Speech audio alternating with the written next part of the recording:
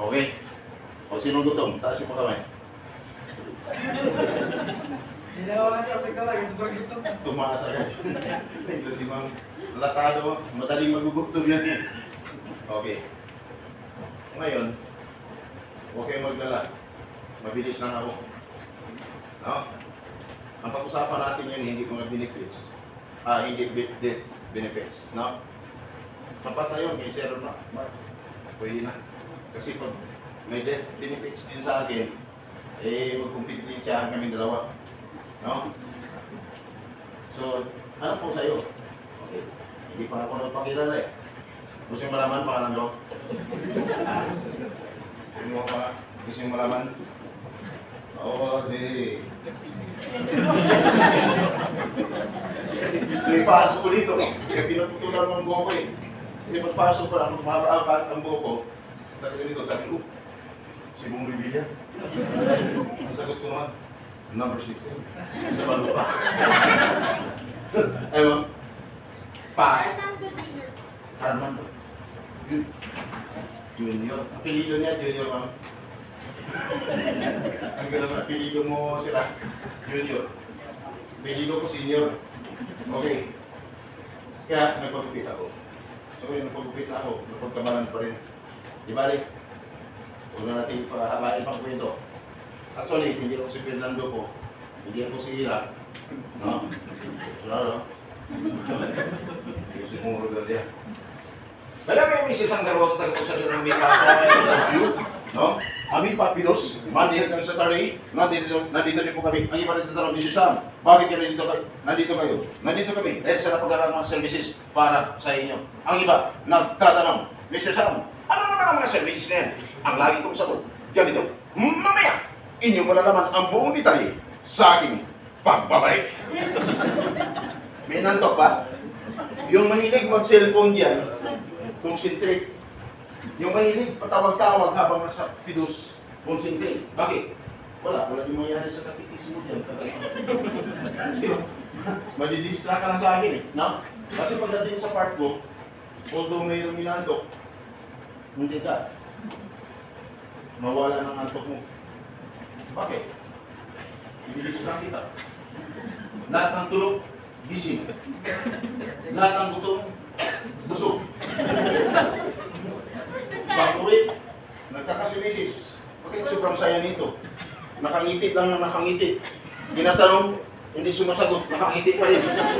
Yun pala, nalaman na lang ni Mrs. Nalipasan na pala ng gutom.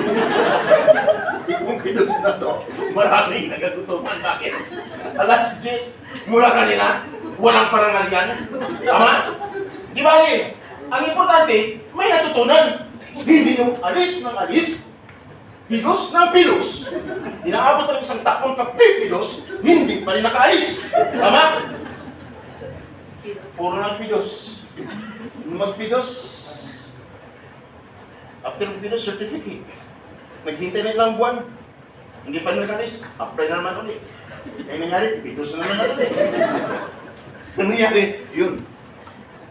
Yung pala may problema na. Sino? Ang mga first-timers, taas yung mga kamay. Taas. Thank you. Marami. Example, taas yung mga kamay. Kukunti lang. Hindi pa kayo magtaka. Mga first-timers, kukunti na lang ang ex-abroad. Bakit? Hapon, tumayo yung isa dito. Sir, ayaw na talaga sigurong bumalik. Dapat, nagtanong ako, konti na, may isa abroad. Pero hindi ko alam. Kasi mayroon talaga hindi tumataas ang kamay. Ang tanong, sa hindi tumataas ang mga kamay, ano po kayo? Ha? Duda na ako sa iyo ngayon. Hindi ka tumaas ng kamay. Okay? Sabi ni isa, siguro hindi ka nag-recruiter. Kaya, nakatutok yung camera ko. Kasi hindi namin nahuhuli sa labas. Dito lang pala sa loob. Nagbagong buhay. Kunyari, mag-abroad na rin. Yung pala nakatangay na ng malaking halaga. Okay? Pero dito, wala pa ngayon. Concentrate ako. Wala ba? Tandaan, hindi lang ako dito sa loob. Hanggang sa labas. Kaya pagdating dito, ayun o, nakatutok ang kamera. Yan. I-check ko yan, i-review. Kung saan na yung mga tinitik sa akin sa cellphone ko, imamatch ko kung pareho yung mga mukha. Kapag nagkahawin, ibig sabihin siya ngayon. Dito lang para sa videos. Okay! Sir, salamat sir. Bye-bye. Ingat sir. Hindi ba kayo tanong bakit ako? Magtataka bakit ako itanong na tanong? Kung sinong first timer, sinong ex-abroad? No. Sinong ex-abroad na umabot ng 20 years sa labas ng bansa? 15 years. Wala. 10 years. Wala. Si Sir, 10 years. Hanggang dyan na lang tayo. 10 years. Pero magtatanong muna ako. Sir, nung magpidos ka, dati, kasi naka 10 years ka, doing at least magpidos, di ba? Nung magpidos ka dati, saan ka nagpidos, sir? Hindi mo maalala? Hindi mo na naalala. Pero nung nagpidos ka nun, nakita mo ba ako nun sa pinagpidosan mo? Hindi. Tama. Kasi wala naman talaga ako doon. Wala ako doon. Kaya ako hindi ko makikita. So nakita ko ako yun. Kasi nandito din ako ngayon. Tama? Okay! Magtatanong lang. Sir, dapat kasi ikaw ang 10 years sa labas ng bansa. Dapat sabayan ka ng mga ex-abroad na mas ano sa'yo, no? Sabayan ka ng mga ex-abroad pag sumagot. Kailangan isigaw mo. Yung pinakamalakas na sigaw mo. Ha? Sagot. Ito lang ang tanong ko. Isigaw nyo, ha? First, ex-abroad. Iparinig nyo sa mga first-timers. Ex-abroad. Masarap buhay? OFW? O hindi? Hindi. First-timers. Narinig nyo? Sino mas maraming sumagot? Na hindi. Ex-abroad, tama? Sabi ng ex-abroad, hindi! Hindi ko alam kung si Sir, natutunwari lang. Okay! Hindi masarap. Sabi ni ba? Ha? Sabi ng mga first timers, hindi masarap. Bakit hindi masarap? May babae dito na ex-abroad. Mga kayo ex-abroad. Alam ko hindi. Mga kayo. Tama, ex-abroad kayo. Walang babaeng ex-abroad dito. Meron natin. Halos wala. Ma'am kayo. Ako ma'am. Tinurot si ma'am. Tapos sabi ko ma'am. Okay ma'am. Nung umalis ka, unang patalis mo lang. Naramdaman mo ba? Sobrang kita. Sobrang sakit. Sobrang sakit. Naranasan mo ba? Naranasan mo? Naranasan yun. Ma'am, first timer. Naranasan mo ang buhay na sobrang hirap, sobrang sakit. Naranasan mo ba, ma'am? Hindi. Hindi ko naranasan yun. Hindi mo naranasan? Okay, ma'am. Ang tanong, gusto mo maranasan? Alis mo! Normal lang. Mararanasan mo. Bakit? Nung mapaibalay, napalayo ko na sa pamilya mo, airport pa lang hinatid ka. Tama? No? Hanggang sa lumipad din yung plane. Anong naramdaman ninyo? Ex-abroad. Di ba medyo malungkot? Kasi may walay ka na sa pamilya mo. Naramdaman mo yan ang mga. Paano lumipad ang plane? Pumasok mo doon sa taas ng ulap. Hindi mo na siya makita. Hindi ka na rin niya makikita. Pinatid ka. Kahit anong sinyas, kaway-kaway, hindi na kayo makikita-kita. Tama? Hanggang sa nakarating ka na sa paroonan mo, hindi lumapag na ang plane, naglakad ka na mag-isa, tapos medyo malungkot, hanggang kinabukasan, umpisa ng trabaho mo, nakakaramdam ka ng pagod at gutom. Gusto mong tawagan ang mahal mo sa buhay. Hindi mo matawagan kasi wala sila dun. Gusto mo mag-serve siya ng pagkain sa'yo, hindi man lang.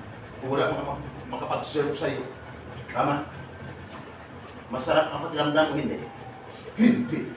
Pero ilang araw na lamang, at ilang araw lang nakalipas, trabaho ka ng trabaho, tapos palapit ng araw ng sahod, then hanggang sa sumahod ka na, then nakapagpadala ka na, anong naramdaman mo?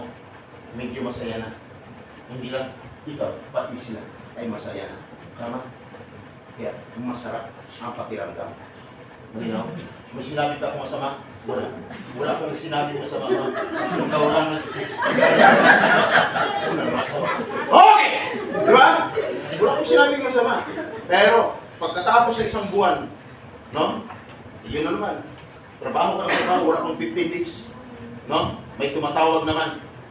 Ngayon, dahil malungkot ka na talaga, ang ginawa mo, tinawagan mo sila. Tinawagan mo, ayan na. Sumagot sa iyo, lalo na sa video call. Kung makita mo sa video, yan, masaya na kayo, tama? Pati ikaw ay masaya. Kasi, nakikita-kita na kayo sa video call. Pero, nung mawala ang signal, nawala siya. Nawala ka rin. Tama? Medyo malungkot ulit. Tuloy-tuloy ang sahod. Unti-unting may pagbabago. Na? Padala na padala. Ngayon, wala pang 15 days. Ayan na. Sunod-sunod ang tawag. Tawag ang tawag. Kahit hindi ka pa nakatapos sa work mo. Ring ang cellphone. Gusto mo mang sagutin. Pero mahigpit ang kumpanya. Pinagbabawal.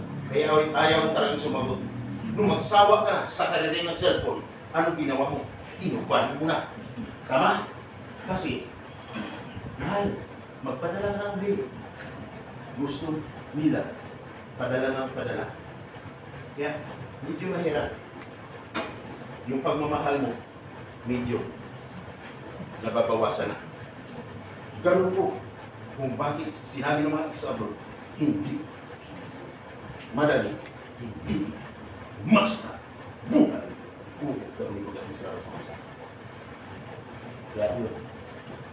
Dito, ilang bagay ang pag-usapan natin, hindi na ako magbubukas ng PowerPoint ko.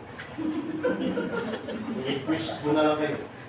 Buksan nyo kung may YouTube channel o may hindi kayo man sa YouTube. Kung may data kayo, i-try nyo. I-search ang Kaagapay ECTV. Kaagapay Space ECTV. Try nyo. Kung lahat na may cellphone, try nyo i-search. Pag nakita nyo sa YouTube, nakasalamin kulay itim, nakasombrero kulay itim parang cowboy. No? Ganun. Walang iba. Ayan na po siya. Si Mr. Sam Carbausa. Pag nakita nyo, wala kayong ibang gagawin. Kung hindi, nakita nyo na. Sa mga nakita na, na-search nyo na lahat. Luzon, Visayas at Mindanao. Sino mga taga Luzon? Visayas. Visayas, mga Bisaya. Mindanao. Meron? Dami yan dito. Pag nakita nyo, yung YouTube channel na yun, kumakarat yan, Luzon, Visayas at Mindanao hanggang pagdating sa labas ng masa. Kaya pag nakita nyo dyan, wala kayong ibang gagawin. Kung hindi, i-subscribe mo. Bakit? Oras na may problema, maalala mo, buksan ko ang YouTube channel ni Mr. Sam Carbausa. Okay? Kagapay. Mga titi-titi. Yan! Buksan mo. Yan. Nakita mo, sir? Try mo. Yan. Kasi bakit? Lahat ng narinig nyo dito, pag inabot ka ng lungkot sa labas ng bansa, at pag inupin mo yan, lahat ng pagod mo ay mawawala. Bakit? Ay nakita-kita mo yung mukha doon mo eh. Nakita-kita mo yung mukha doon eh. Mukha mo, tama? Kasi after ko dito, bukas, lalabas na kayo. Okay? Ayos, di ba? Okay. Lalabas na kayo bukas. Okay. Yan. Lalabas na kayo. Hay nako. Bisisan. Bakit? Ano ka ba? Simple lang. Tao lang talaga. Kaya ako nandito para sa inyong protection. Just in case of emergency.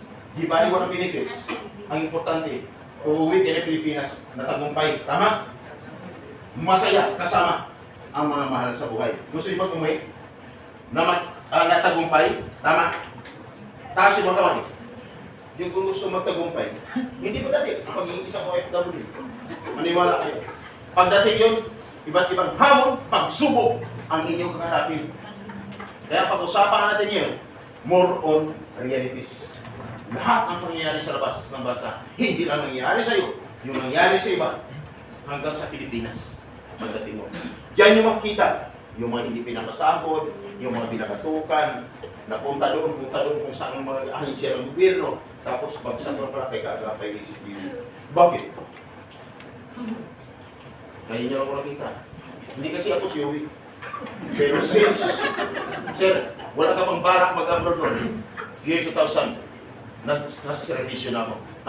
Naalala niyo ba si Sara Balabagan? Yes. Okay. Ano si Sara? OFW. Kasi ang sagot dito kahapon, siya babae. Si Sara Balabagan, isang OFW, household worker, na nakulong at tinatulang kamatayan sa bansa ng Abu Dhabi. Bakit? Bakit siya nakulong at tinatulang pa ng kamatayan? Ang sagot ng isa diyan kahapon, sir, narig. Ang tanong, mayroon pang narig na siya pang nakulong? Wala. Nakulong siya dahil napatay niya ang kanyang amo. Self-defense ang kanyang ginawa. Kung kaya, inatulan ng kamatayan. Pero ligtas pa rin ang buhay sa bigay ng kamatayan. Sabi niyo ba, household worker naman yun eh. Ay paano naman si engineer yan at yun? Na taga Bulacan. Isang engineer, maganda ang posisyon, maganda ang profession. Nakulong din at tinatulan ng kamatayan. Bakit nakulong at tinatulan ng kamatayan? Nung pinagtutulungan siya ng ibang lahi, 6, yung isa sa leader ng 6, no, napatay niya. Ano ang kanyang ginawa? Self-defense. Pinagtanggol niya ang kanyang sarili. Kasi ikaw, pag pinagtutulungan ka ng ibang lahi, no, ano gagawin mo? Ha?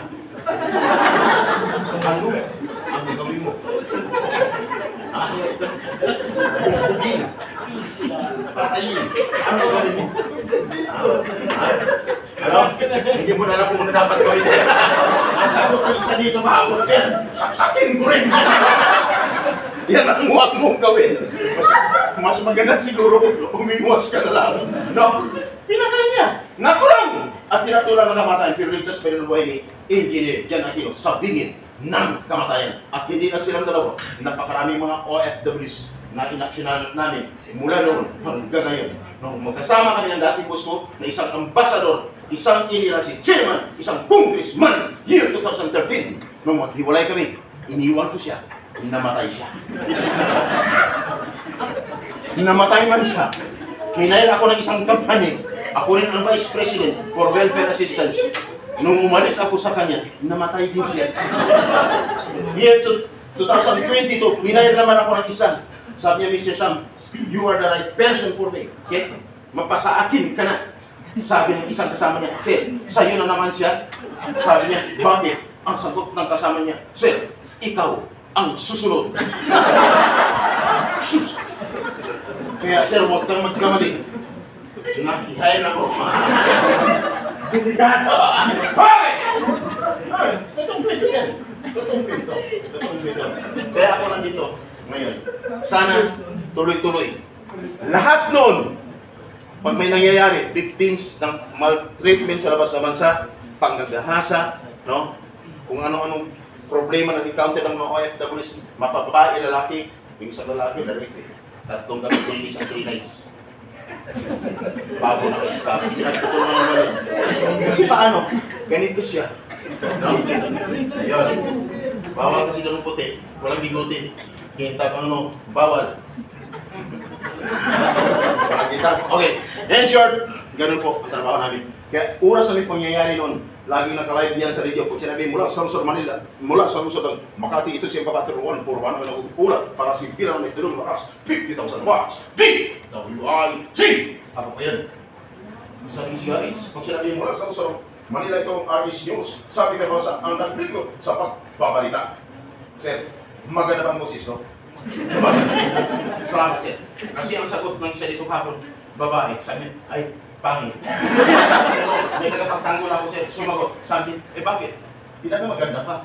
Ang tagapagtanggol ko. Bakit? Wala naman yan sa mukha eh. Nung tinanong ko, ma'am, sa ano yan? Ang sagot sa akin, sir, sa performance yan. Wala naman talaga sa performance. Wala naman talaga sa mukha, sir. No, okay, ganito lang. Depende sa performance. Paano mo malaman? Sa buhok, sir. Sa buhok. Okay. Sa isang dyaryo ako si Gagapay natin. Sa isang dyaryo ako si Latigo. ng bayan.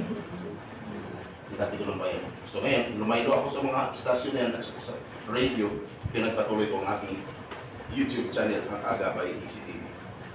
Kaya pag nagbabalita ako diyan, halimbawa, balita style. Pag sinabi, mula sa Salong Makati, ito ito ang inyong kaagapay, ang kaagapay ECTV, no? Patuloy na naglilingkod, nagmamasid, mapaaraw na, at sa kailaliman ng gabi. So ako po yun. So thank you, no? Nandito kayo. May nantok pa? Wala na? Okay. Kaya dapat ikaw magiging handa. Kasi nandito ka sa Pilos ngayon, dapat sisiguraduhin mo, totoo, yung naramdaman mo kanina, yung excitement mo na 100%, sana hindi mapabawasan. No? Ayos ba? Sir, bakit mabawasan? May pabanggitin ako. Sa buhay OFW, dapat alam niya kung anong tatahaki niya. Alam niya kung anong batas mayroon sa mga